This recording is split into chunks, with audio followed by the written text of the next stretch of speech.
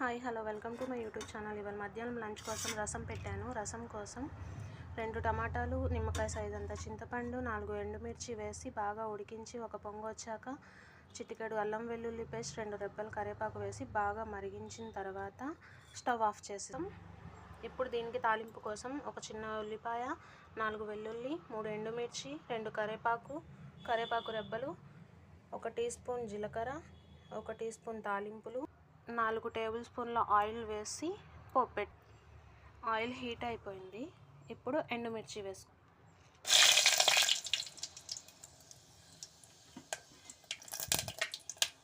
తాలింపులు చిటపడలాడిన తర్వాత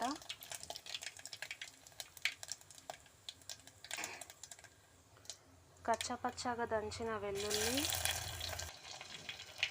సన్నగా తరిగిన ఉల్లిపాయలు ఎర్రగా వేయించుకోవాలి.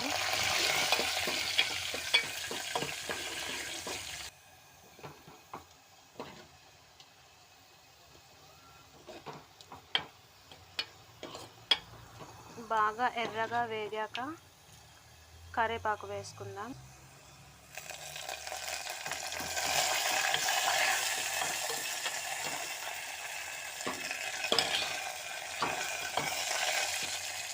ఇప్పుడు బాయిల్ అయిన ఈ